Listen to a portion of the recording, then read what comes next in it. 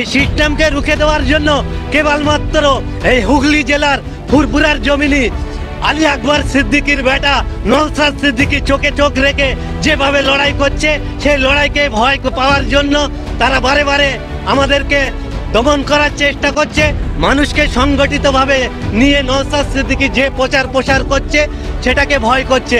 সেই ভয়কে ভয় দেখিয়ে আমরা একদিন জয় আনবো এই বলে আপনাকে আমরা তিনি তানার দলের নেত্রী এই ভাঙড় বিধানসভায় একটা কথা অবগত করে দেয়। 2009 সালের কাছাকাছি এই মমতা বন্দ্যোপাধ্যায় এই ভাঙড় বিধানসভার 6 লাইনের গায়ে হাতিশালার মতন একটা জমিতে তারা নিজের পরনের কাপড়টা কিছুটা উপরে তুলে দিয়ে জমি বাঁচাও আন্দোলনের নাম করে তিনি সেই দিনে মানে ধানের বীজ রোপণ করে দিয়েছিল।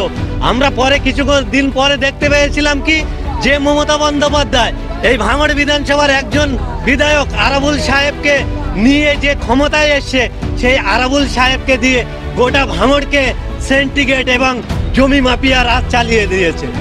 এই মমতা বন্দ্যোপাধ্যায় ফুরফুরার জমিনে দাঁড়িয়ে বলেছিল যে তিনি নাকি 10,000 মাদ্রাসা অনুমোদন দেবে।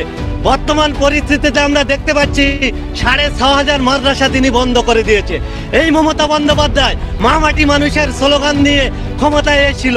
এই মমতা বন্দ্যোপাধ্যায়ের নেতৃত্বে আমরা দেখেছি ভাঙড় সহ এই বাংলার অসংখ্য মায়ের চোখের পানি ফেলে দিয়েছে।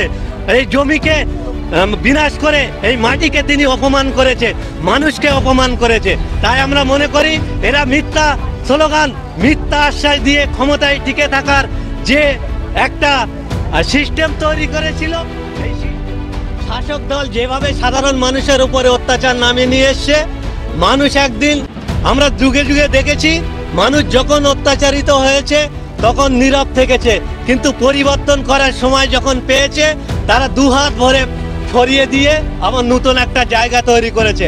আমি মনে করি ভাঙড় বিধানসভার থেকে ক্যানিং বিধানসভার মানুষরা তারা এই সমাজটাকে পরিবর্তন করার জন্য তারা কিন্তু রেডি হয়ে আছে।